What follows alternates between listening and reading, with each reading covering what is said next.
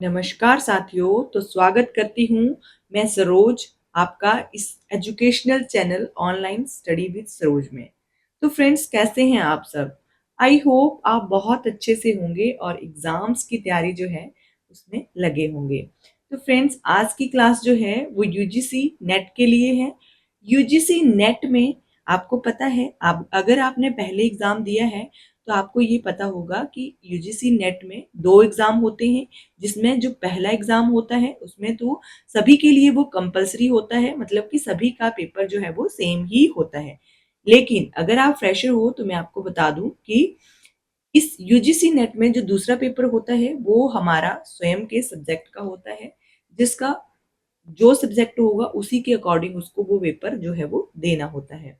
तो जो first paper है वो सभी का सेम ही रहेगा, यानी कि उसमें 10 यूनिट्स होंगी। वो चाहे आप किसी भी सब्जेक्ट से रिलेटेड हो, सभी के लिए पेपर जो है वो 10 यूनिट्स वाला ही होगा और उसमें 10 यूनिट जो है वो सभी के लिए सेम ही रहेंगे। तो आज की क्लास में मैं आपके लिए लेके आई हूँ UGC net paper number 1 unit 1, जिसका नाम है टीचिंग एप्टीट्यूड, यानी कि शिक्षण अभिक्षमता। शिक्षण अभिक्षमता से हम जो है वो आज की क्लास में कुछ क्वेश्चन पढ़ेंगे और ये सभी क्वेश्चन जो हैं वो एग्जाम में आए हुए क्वेश्चन हैं और एग्जाम के पॉइंट ऑफ व्यू से ये क्वेश्चन जो हैं वो बहुत ज़्यादा इंपॉर्टेंट है। तो फ्रेंड्स, आपने क्लास को स्किप बिल्कुल नहीं करना है, क्लास को पूरा देखना है। और अगर आप मेरे चैनल पर नए आते हो तो प्लीज़ चैनल को ज़रूर सब्सक्राइब कर लें, क्योंकि ये चैनल जो है वो आपके लिए बहुत ज़्यादा बेनिफिशियल जो है वो रहने वाला है। और अगर आपको क्लास अच्छी लगती है, आपको लगता है कि ये क्लास आपके लिए बेनिफिशियल है, तो प्लीज़ अपने फ्रेंड्स के साथ भी ज़रूर शेयर करें, चैनल को सब्सक्राइब ज़रूर करें। तो शुरू करते हैं हम आज की ये क्लास। तो आज की क्लास में ये जो टॉपिक है ये है लर्नर करेक्टरिस्टिक्स, यानी कि नव शिक्षार्थी की के अभिलक्षण क्या क्या होते हैं, उससे रिलेटेड ये कुछ क्वेश्चन हैं और ये बहुत इंपॉर्टेंट क्वेश्चन है। ठीक है, तो यहाँ से हम शुरू कर रहे हैं 155 नंबर क्वेश्चन से कि शिक्षण सिद्धांतों को समझना आवश्यक है। तो शिक्षण सिद्धांतों को समझना क्यों आवश्यक है, ये क्वेश्चन पूछने का मतलब है। तो यहाँ पे इसका आंसर जो है वो होगा उपरोक्त सभी, यानी कि शिक्षण सिद्धांतों को समझना आवश्यक है प्रभावी शिक्षण के लिए, पाठ्यक्रम की प्रभावी योजना बनाने के लिए, शिक्षार्थी को प्रेरित करने के लिए, इन सभी के लिए शिक्षण सिद्धांतों को समझना बहुत ज्यादा जरूरी जो है वो हो जाता है। नेक्स्ट क्वेश्चन है अधिगम का सबसे उपयुक्त अर्थ है। तो अधिगम जो है यानी कि लर्निंग जो है उसका सबसे अच्छा जो अर्थ है वो कौन सा है चारों में से? तो यहाँ पे जो दूसरा नंबर है यानी कि वी, व्यवहार में स्थायी परिवर्तन। आपको पता है अधिगम का अर्थ ही ये होता है कि किसी के जब व्यवहार में परिवर्तन हो जाता है या आ जाता है उसको ही हम अधिगम जो है वो कहते हैं। तो यही सबसे अच्छा आंसर है अधिगम को लेकर। नेक्स्ट क्वेश्चन है निम्नलिखित में से शिक्षक द्वारा किस विषय के अंतर्गत ज्ञान को छात्रों की आवश्यकता एवं रुचि के अनुसार तैयार व प्रस्तुत किया जाता है। तो ऐसी कौन सी चीज है जिसमें शिक्षक जो है वो बच्चों की रुचि के अकॉर्डिंग जो है वो क्लास को प्रिपेयर करता है? तो वो होता है शैक्षिक मनोवैज्ञानिक। ठीक है, शैक्षिक मनोविज्ञान में टीचर जो है वो बच्चों की आवश्यकता और रुचि के अनुसार जो है वो एक विषय को तैयार और प्रस्तुत जो है वो करता है। नेक्स्ट क्वेश्चन, शिक्षक के लिए सबसे बड़ी चुनौती होती है। तो शिक्षक के लिए सबसे बड़ी चुनौती क्या होती है? चारों में से आपने सही आंसर बताना है। तो इसका सही आंसर रहेगा शिक्षण अधिगम प्रक्रिया को आनंदप्रद बनाना, यानी कि आप एक टीचिंग लर्निंग प्रोसेस कर रहे हो तो आपने उस टीचिंग लर्निंग प्रोसेस को एक इंजॉयफुल बनाना है। ठीक है, तो इंजॉय करके बच्चों को कैसे सिखाया जा सकता है वो एक सबसे बड़ी चुनौती शिक्षक के लिए होती है। ठीक है, तो यहाँ पे नेक्स्ट क्वेश्चन ये रहेगा, शिक्षा या कक्षा में के मनोवैज्ञानिक पहलुओं को किसके द्वारा अच्छे तरीके से प्रबंधित किया जा सकता है? तो कक्षा के मनोवैज्ञानिक पहलू जो होते हैं वो किसके द्वारा? कक्षा शिक्षक के द्वारा, यानी कि जो क्लास टीचर हैं वही सबसे अच्छे जो कक्षा के मनोवैज्ञानिक पहलू हैं उनको उनको अच्छे तरीके से मैनेज जो है वो कर सकते हैं। ठीक है, नेक्स्ट क्वेश्चन आता है कि आजकल परीक्षा के परिणाम पर आवश्यकता से अधिक बल दिया जाता है, यह किस प्रकार की वृत्ति को बढ़ावा देता है। आजकल आपने देखा होगा कि जो पेरेंट्स हैं वो भी बच्चे के ऊपर प्रेशराइज़ करते हैं कि आपने पेपर में अच्छे नंबर लाने हैं, अच्छे नंबर लाने हैं। तो ये जो है ये किस प्रकार की वृत्ति को बढ़ावा दे रहा है? तो ये आपने सही आंसर बताना। ये दे रहा है ए और बी, यानी कि दोहराव करवाना और परीक्षा के दौरान नकल करना। ठीक है? तो ये दोनों को ही इस प्रकार की ये वृत्ति जो है वो कही जा सकती है। नेक्स्ट क्वेश्चन है कि निम्न में से कौन-सा कथन ऐसे शिक्षक के लिए उपयुक्त है जो कक्षा शिक्षण के लिए सदैव उत्साहयुक्त रहते हैं। तो ऐसा कथन बताना है जो कि शिक्षक के लिए उपयुक्त है। तो ये रहेगा कि वह विद्यार्थियों को शिक्षण अधिगम प्रक्रिया में सम्मिलित करना चाहते हैं। ठीक है? तो ये सबसे उपयुक्त कथन जो है वो रहता है। ठीक है? एक टीचर के लिए। नेक्स्ट क्वेश्चन यहाँ पर आता है कि कक्षा में जनसंख्या की विभिन्नता की परिस्थिति में निम्नलिखित में से कौन-सा कथन सबसे उपयुक्त रहेगा? सबसे उपयुक्त है, ठीक है? तो यहाँ पे सबसे उपयुक्त जो कथन है वो है मूल्यांकन के लिए एक समान शैक्षणिक मानक होना चाहिए, ठीक है? ये सबसे उपयुक्त कथन जो है वो माना जा सकता है। नेक्स्ट क्वेश्चन है 163 नंबर पर कि उपरोक्त यानी कि निम्नलिखित में से कौन-सा तथ्य सहज ज्ञान युक्त सोच के बारे में सही माना जाना चाहिए। तो कौन-सा जो कथन है वो सही माना जाना चाहिए, तो इसका जो आंसर है वो फर्स्ट नंबर रहेगा कि ये अन्वेषण प्रक्रिया का ही एक अंश है। ठीक है? नेक्स्ट क्वेश्चन है यहाँ पर 164। एक शिक्षक को कक्षा में अपने विचार प्रस्तुत करते हुए इस बात का ध्यान रखना चाहिए कि तो कौन सी बात का ध्यान रखना चाहिए? यहाँ पर ऑप्शन दे रखे हैं, उसके आगे हम देखते हैं। तो ये तीनों ही सही रहेंगे कि कक्षा में दूसरे विचार भी हो सकते हैं या होते हैं, या फिर नंबर 2 है सभी छात्र सजातीय नहीं है। नंबर 3 विचारों की असहमति स्वाभाविक है। ठीक है? तो ये जो है सभी शिक्षक को अपने विचार प्रस्तुत करने से पहले इस बात का ध्यान जो है वो रखना चाहिए। ठीक है? नेक्स्ट क्वेश्चन है कि निम्नलिखित में से अधिगम प्रक्रिया को व्यक्तिक मतभेद को कम से कम महत्व दिया जाता है। तो क्यों दिया जाता है व्यक्तिक मतभेद को? क्योंकि आदर्शवाद के कारण। ठीक है? नेक्स्ट क्वेश्चन है कि शिक्षक द्वारा अपनाई जाने वाली निम्नलिखित प्रयोगात्मक शिक्षण गतिविधियों को चक्रीय क्रम में व्यवस्थित कीजिए। तो चक्रीय क्रम में आपने व्यवस्थित करना है। सबसे पहले आता है नंबर 3 यानी कि आत्मसात होना, नंबर 1 समायोजित होना, नंबर 2 रूपांतरण होना, नंबर 4 भिन्न मत होना। ठीक है? ये जो है एक प्रयोगात्मक शिक्षण गतिविधियों को चक्रीय क्रम में व्यवस्थित किया गया हुआ है। नेक्स्ट क्वेश्चन आता है कि हम प्राय ये कह सकते हैं कि कोई दो छात्र एक जैसे नहीं हो सकते हैं। निम्नलिखित में से किस आधार पर वे एक दूसरे से भिन्न हो सकते हैं? तो कौन सी आधार पर वो एक दूसरे से भिन्न हो सकते हैं? उपरोक्त में से सभी के आधार पर वो एक दूसरे से भिन्न हो सकते हैं। कैसे भिन्न हो सकते हैं? पालन पोषण एवं सामाजिक प्रतिष्ठा। आपको पता है सभी बच्चों का जो पालन पोषण है या सामाजिक प्रतिष्ठा है वो अलग अलग होती है, वो एक दूसरे से भिन्न होती है। उसके बाद आता है योग्यता। दोनों बच्चों की, चाहे वो एक ही क्लास में हों, चाहे वो बच्चे जुड़वा भी क्यों ना हो, तो बच्चों की योग्यता जो है वो दोनों की अलग अलग ही होगी। तो इस प्रकार भी बच्चे जो है वो एक दूसरे से भिन्न होते हैं। मनोदृष्टि, मनोदृष्टि के कारण भी बच्चे जो है वो एक दृष्टि से दूसरे से भिन्न हो सकते हैं। नेक्स्ट क्वेश्चन है कि कोई भी ऐसा कारक जिससे अनुक्रिया की संभावना की वृद्धि होती है को सुदृढ़ीकरण कहा जा सकता है। निम्नलिखित में से किन को सुदृढ़ीकरण के कारक कहा जा सकता है? तो किसे कहा जा सकता है? सभी को, प्रशंसा को, सांकेतिक पुरस्कार को, या किसी कार्य में सफल होने को। ठीक है? इन सभी को सुदृढ़ीकरण के कारक जो है वो कहा जा सकता है। नेक्स्ट क्वेश्चन आता है यहाँ पर कि जब गणित का एक छात्र अपना कार्य संपूर्ण करता है तो उसको कंप्यूटर गेम्स खेलने की अनुमति मिल जाती है।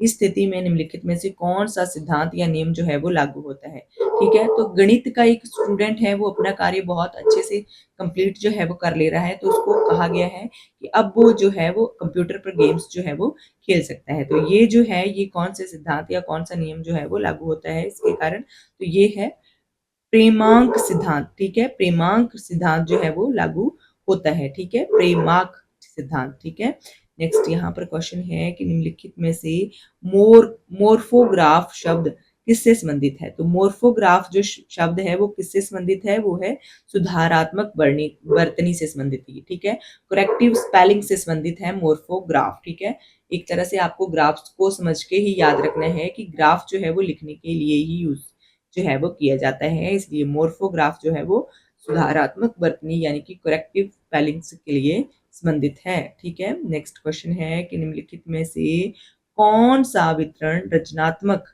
या रचनावादी दृष्टिकोण एवं अधिगम के संख्यानात्मक सिद्धांत के अनुरूप है? तो कौन सा है? उपरोक्त में से सभी हैं। शिक्षार्थी अधिगम प्रक्रिया में सक्रिय भागीदार होते हैं, विद्यार्थी व्याख्या चाहते हैं और सूचना एकत्रित करने के लिए विभिन्न सूत्रों का उपयोग। ठीक है, तो ये सभी जो हैं ये संख्यानात्मक सिद्धांत के अनुरूप हैं। नेक्स्ट क्वेश्चन है कि हम वस्तुओं, परिस्थितियों या घटनाओं के बारे में अपने मस्तिष्क में संयोजित ज्ञान का निर्माण करते हैं। तो अगर लिखित में से कौन सा शब्द जो है स्थिति को प्रतिबिंबित करता है? तो वो कर रहा है स्कीमा। ठीक है, स्कीमा जो है इस संयोजित शब्द का यानी कि जब हम वस्तुओं, परिस्थिति या घटना के बारे में अपने मस्तिष्क में याद ही रख लेते हैं तो उसको स्कीमा जो है वो कहा जाता है। ठीक है, नेक्स्ट क्वेश्चन है कि निम्नलिखित में से कौन सा शब्द नई जानकारी को भीतर ग्रहण करने के लिए सबसे उपयुक्त है? तो भीतर ग्रहण करने के लिए सबसे उपयुक्त जो शब्द है वो है आत्मसात। ठीक है, हम किसी शब्द को जब हम अपने भीतर ही ग्रहण कर लेते हैं या अपने साथ ही रख लेते हैं तो उसको हम आत्मसात करना ही कहते हैं। ठीक है, नेक्स्ट यहाँ पर क्वेश्चन है कि शिक्षक या प्रशिक्षक द्वारा विभिन्न गतिविधियों का में उपयुक्त समय पर विभिन्न प्रकार के संकेत, सुझावों या प्रत्यक्ष रूप से शिक्षार्थी की सहायता करने को निम्नलिखित शब्दों में से क्या कहा जाता है? तो क्या कहा जाता है? उसको कहा जाता है मचान या फिर स्कैफोल्डिंग। ठीक है, स्कैफोल्डिंग उसको कहा जाता है। ठीक है, नेक्स्ट क्वेश्चन है कि व्यवहार में परिवर्तन। ठीक है, व्यवहार में परिवर्तन को क्या कहा जाता है? अधिगम कहा जाता है। तो व्यवहार में परिवर्तन पर्यावरणीय प्रभावों, शिक्षार्थी के भीतर जन्मजात झुकाव और प्रक्रियाओं का परिणाम है। तो कौन सा है? ये है नव व्यवहार सिद्धांत। ठीक है, तो ये किसके अंदर आता है? नव व्यवहार सिद्धांत के अंदर जो है वो आता है। नेक्स्ट यहाँ पर क्वेश्चन है कि छात्र या कोई भी व्यक्ति स्थितियों का प्रभावी ढंग से सामना करने की क्षमता को लेकर स्वयं के बारे में विश्वास या सकारात्मक या नकारात्मक भी हो सकता है विकसित कर लेते हैं। तो वो क्या है? वो आत्म प्रभावकारिता है। ठीक है, सेल्फ एफिकेसी है। ठीक है, एफिकेसी है। ठीक है, ये जो है आत्म प्रभावकारिता है। ठीक है, नेक्स्ट क्वेश्चन है कि निम्नलिखित में से कौन सा शब्द अपनी सोच प्रक्रियाओं या स्व संचालन और अपने व्यवहार में परिवर्तित करने की क्षमता को दर्शाने के लिए उपयोग किया जाता है? तो कौन सा शब्द उपयोग किया जाता है? मेटाकॉग्निशन या फिर मेटा अनुभूति। ये शब्द जो है वो अपने सोच प्रक्रियाओं का स्वचालन करने और अपने व्यवहार को परिवर्तित करने की क्षमता को दर्शाता है। ठीक है, नेक्स्ट क्वेश्चन यहाँ पर आता है कि शिक्षक प्राय छात्रों की सीखने की समस्याओं का विश्लेषण करते हुए पाते हैं कि उनमें उनमें किस चीज का? प्रेरणा का अभाव होता है। ठीक है, प्रेरणा का अभाव होता है। नेक्स्ट यहाँ पर क्वेश्चन है कि निम्नलिखित में से कौन सा शब्द प्रयोग सार्थक तथ्यों, नियमों, परिभाषाओं, अवधारणाओं, सिद्धांतों इत्यादि को वर्णित करने के लिए प्रयोग किया जाता है? तो क्या किया जाता है? अर्थ संबंधी स्मृति। ठीक है, सिमेंटिक्स जो मेमोरी है उसको प्रयोग जो है वो किया जाता है। ठीक है, नेक्स्ट क्वेश्चन है कि निम्नलिखित में से कौन से शब्द का प्रयोग हम स्वयं की स्मृति प्रक्रियाओं के बारे में जागरूकता और सूचना के भंडारण और उनकी पुनः प्राप्ति को बढ़ाने के ढंग से के संदर्भ में करते हैं? तो कौन सी स्मृति का प्रयोग करते हैं? वो है मेटा स्मृति। ठीक है, ये आपने याद रखना है। नेक्स्ट क्वेश्चन है यहाँ पर कि निम्नलिखित में से कौन सा कारक जो है वो श्रवण प्रक्रिया को प्रतिकूल ढंग से प्रभावित कर सकता है? तो कौन सा कर सकता है श्रवण प्रक्रिया को प्रतिकूल ढंग से प्रभावित? वो है उपयुक्त सभी, यानी कि अपेक्षित से अधिक श्रवण सामग्री के अतिरिक्त बोलने की बहुत ही उच्च गति या श्रुत विशेष वस्तु की क्षति। ठीक है, ये सभी जो है ये प्रभावित करते हैं। नेक्स्ट क्वेश्चन आता है कि श्रवण को संचार का सबसे महत्वपूर्ण पहलू माना जाता है। तो इनमें से कैसे सुधार जो है वो लाया जा सकता है? तो स्वर को और अधिक प्रभावशाली बनाना। ठीक है, उसी प्रकार से सुधार जो है वो लाया जा सकता है। नेक्स्ट क्वेश्चन यहाँ पर है कि निम्नलिखित में से कौन सा एक व्याख्यान के अर्थ को बताने के लिए सबसे उपयुक्त है? तो कौन सा है?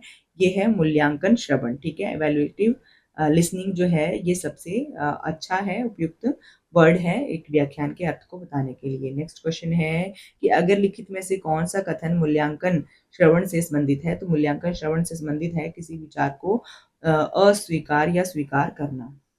नेक्स्ट क्वेश्चन है कि फ्रांसिस गैलिन के अनुसार आनुवंशिकता का सारा श्रेय तत्काल माता-पिता को नहीं बल्कि दूर के पूर्वजों को जाता है। निम्नलिखित में से किसको आनुवंशिकता का केवल 50% जो है वो श्रेय जाता है? तो वो जाता है माता-पिता को। ठीक है, या तो फिर जो श्रेय है वो माता-पिता को जाएगा या फिर जाएगा पूर्वजों को। ठीक है, तो 50% माता-पिता को, 50% जो है वो पूर्वजों को जाता है। ठीक है, नेक्स्ट क्वेश्चन है कि शिक्षण प्रक्रिया में निम्नलिखित सोपानों का क्रम जो है वो व्यवस्थित करें। तो शिक्षण प्रक्रिया जो है वो किस प्रकार से चलती है? सबसे पहले आता है 4th नंबर, यानी कि शिक्षण उद्देश्यों का निरूपण किया जाता है। उसके बाद आता है 1 नंबर, वर्तमान ज्ञान को पूर्व ज्ञान से संबंधित करना। ठीक है, उसके बाद आता है 5th नंबर, शिक्षण सामग्री को की प्रस्तुति की जाती है। उसके बाद आता है 2 नंबर, मूल्यांकन किया जाता है और लास्ट में आता है 3 नंबर, पुनः शिक्षण जो है वो किया जाता है। यानी कि अगर बच्चा जो है वो अच्छे से नहीं उस क्लास में रिस्पॉन्स करता है तो फिर पुनः शिक्षण की ज़रूरत जो है वो पड़ती है। ठीक है? नेक्स्ट यहाँ पे क्वेश्चन है कि एक छात्र व्याख्यान की अवधि में शिक्षक की समस्याओं को हल करने में सहायता करता है। उक्त छात्र निम्नलिखित में से किस वर्गीकरण के अंतर्गत आता है? तो कौन से वर्गीकरण के अंतर्गत आता है? एक मूल्यांकन करने वाला श्रोता। ठीक है, वो एक मूल्यांकन करने वाले श्रोता की श्रेणी में आता है। ठीक है, नेक्स्ट क्वेश्चन यहाँ पर रहेगा कि निम्नलिखित में से कौन सा उपाय संचार प्रक्रिया को सुगम बनाने का कार्य जो है वो करते हैं? तो कौन सा है? वो उपरोक्त सभी होगा, यानी कि जो अपनत्व और समानता की भावना है, चयन के लिए सुरक्षा और स्वतंत्रता की भावना है, अनौपचारिक वातावरण जो है, ये सभी जो हैं एक संचार प्रक्रिया को सुगम बनाने का कार्य जो है वो करते हैं। ठीक है, नेक्स्ट क्वेश्चन यहाँ पर आता है, निम्नलिखित में से किसको हम अधिगम का एक परिणाम जो है वो कह सकते हैं? तो अधिगम का परिणाम कह सकते हैं कौशल को। ठीक है, जब हम किसी चीज़ में जैसे कि हम मान लो कि एक उदाहरण के लिए मैं आपको बताऊँ कि अगर हम स्कूटी ही सीख रहे हैं, तो अगर हम स्कूटी में चलाने में एक्सपर्ट हो जाते हैं, तो वो एक अधिगम हमारा जो है वो कहा जाएगा। ठीक है, हम एक कौशल ग्रहण कर लेंगे तो उसको हमारा जो है वो अधिगम जो है वो कहा जाएगा। नेक्स्ट क्वेश्चन है कि निम्नलिखित में से कौन-सा शब्द मानसिक विकास के लिए सबसे उपयुक्त जो है वो उपयुक्त रूप से वर्णित करते हैं। ठीक है, तो वो होगा मध्य किशोर तक वृद्धि एवं तत्पश्चात समतल होना। ठीक है, तो ये सबसे उपयुक्त। नेक्स्ट क्वेश्चन है कि निम्नलिखित में से कौन सा कथन श्रवण के संदर्भ में सही है? तो कौन सा है? ये है कि श्रवण यानी कि हियरिंग इज द शारीरिक प्रक्रिया है। ठीक है, जो सुनना है वो एक शारीरिक प्रक्रिया है, ध्यानपूर्वक श्रवण यानी कि लिसनिंग एक मनोवैज्ञानिक प्रक्रिया है। सुनना एक अलग चीज है और ध्यानपूर्वक सुनना जो है वो एक अलग चीज है। ठीक है, तो इन दोनों का अंतर पाया जाता है। तो यहाँ पे 4 कथन दे रखे हैं, तो यहाँ पे पूछा गया है कि निम्नलिखित में से कौन सा कथन जो है वो सही है? तो सही कथन है कि उच्च शिक्षण संस्थान के छात्र संवाद स्थापित करने में अपना आधा समय निकाल देते हैं। ठीक है, ये बिल्कुल सही। नेक्स्ट यहाँ पे क्वेश्चन है कि एक व्यक्ति सुनता है और दूसरों के विचारों को समझने का प्रयास भी करता है। निम्नलिखित में से कौन से शब्द ऐसे व्यक्ति को वर्णित करने के लिए प्रयुक्त किए जा सकते हैं? तो कौन से किए जा सकते हैं? समानाभूति श्रवण। ठीक है, ये जो है ये शब्द जो है वो प्रयोग किए जा सकते हैं। तो फ्रेंड्स, आज की क्लास के लिए बस इतना ही। आई होप आपको क्लास अच्छी लगी होगी और क्लास में जितने भी क्वेश्चन आए हैं वो सभी आपके लिए बेनिफिशियल रहने वाले हैं। तो फ्रेंड्स, प्लीज़ चैनल को सब्सक्राइब ज़रूर कर देना है, अपने फ्रेंड्स के साथ वीडियो को शेयर करना है और ज़्यादा से ज़्यादा इस वीडियो को लाइक जो है वो करना है। आज की क्लास के लिए बस इतना ही। Thank you for watching.